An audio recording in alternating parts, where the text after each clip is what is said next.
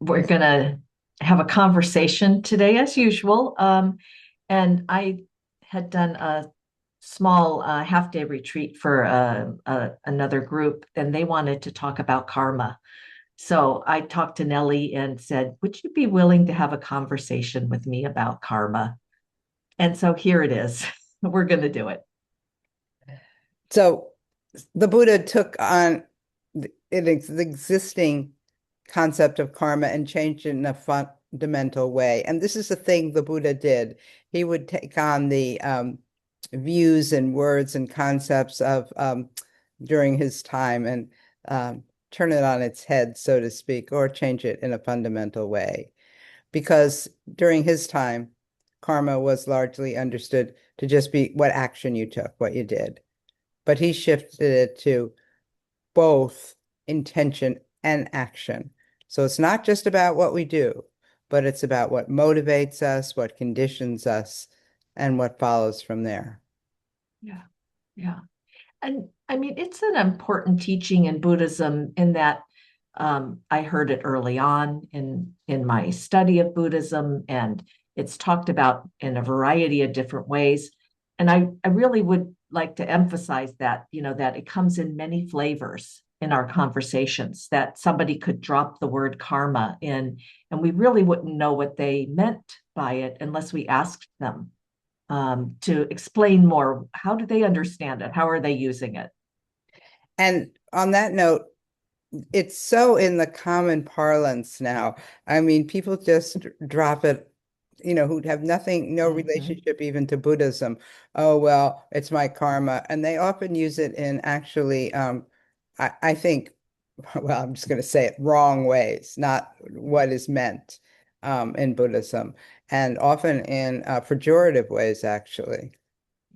Right. And it's often spoken with certainty, of a kind of, that's my karma, that's your Right. karma. There's a kind of like, we know this, everybody knows it. It's the popular knowledge. Let's move on. Right. And that's a good point. And even very fixed. That's your Yeah, karma. So it's very yeah, fixed, yeah. which is not how we see things, is very fixed. Right. Although there are some things that do keep going on, and that is perhaps really Yeah, where that sense comes from, because karma can keep repeating and repeating. right. And on Right. the other Which, side, oh, it could not fruit. I like that way of thinking at it, is seed and fruit. That seed, mhm. will bloom, but not always. Not Um, always. and and it will fruit, but not always. Um, so Mhm.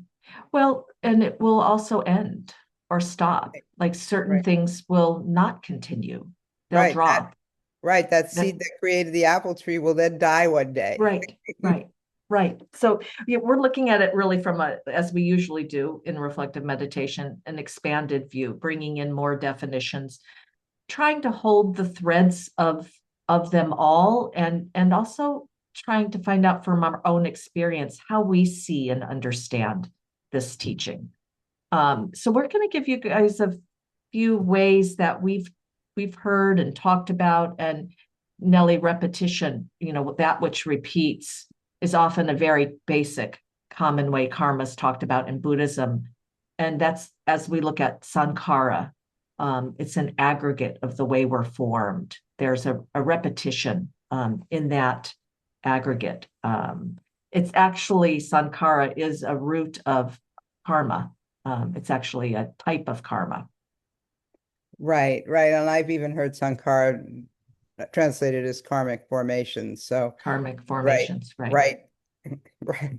Bed partners, shall we say. Um, Right. and the way I talked about it and actually even experience it, so it's an experiential um term, but it feels like this ancient force.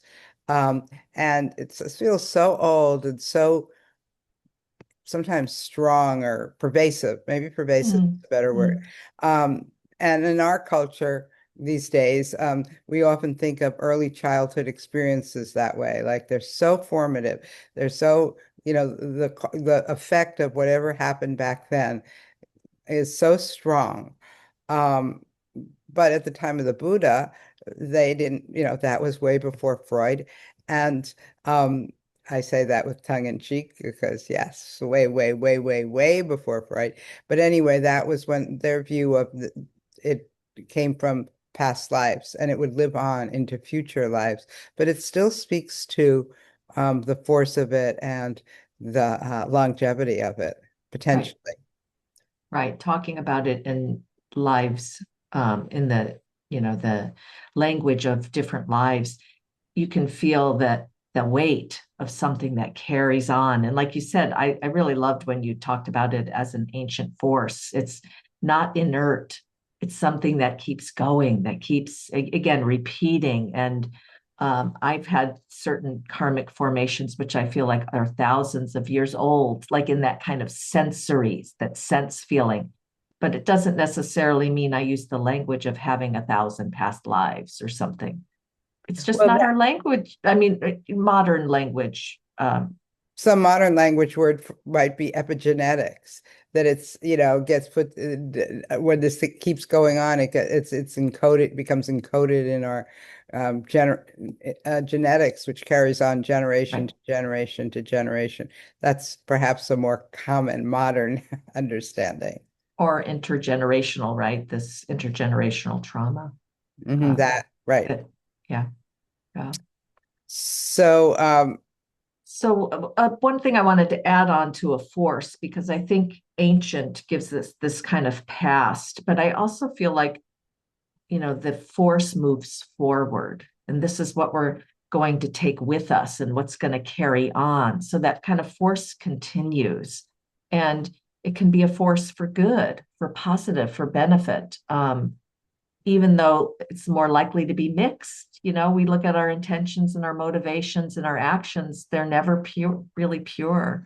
So, what carries forward? I mean, I think it's a really important question for us. What do we want to take forward with us?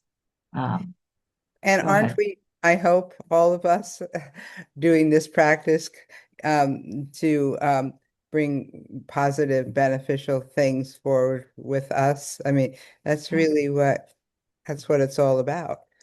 right, right. I think that's what it's all about. And we're also dealing with unconscious, not known motivations from our past that Right, repeat. So, here right. we are with this complex world that we're carrying. Yeah. Absolutely, absolutely. So a very modern translation that feels overly simplified to me is just thinking at its cause and effect. And if you Google it, you'll see that a lot.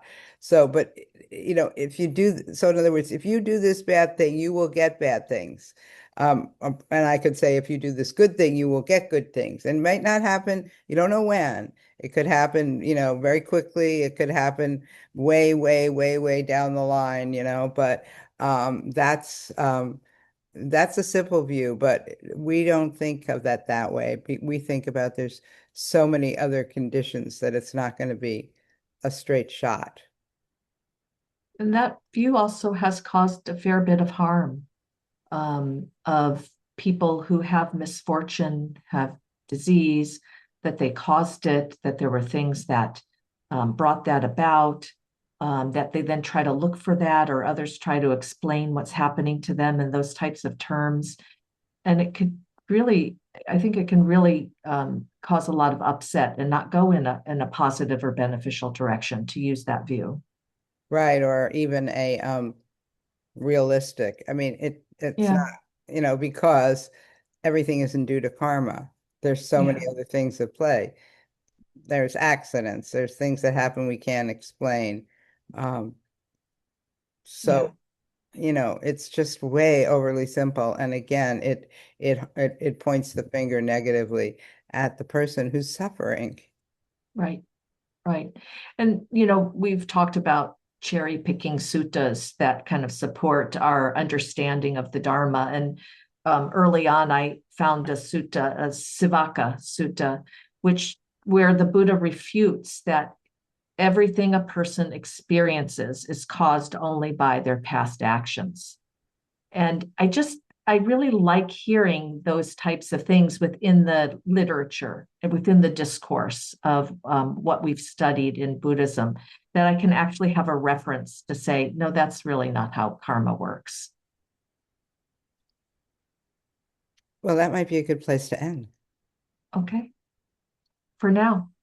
Yeah, because you'll You keep guys will talking continue. and you'll keep talking about it this week while I get to go on vacation. Oh, that's right, So, Nelly. We're going to miss you for a few few times. sessions. I'm Yeah. only going for a week, so not a long Okay. trip, Not but too long. no, but one I'm looking forward to.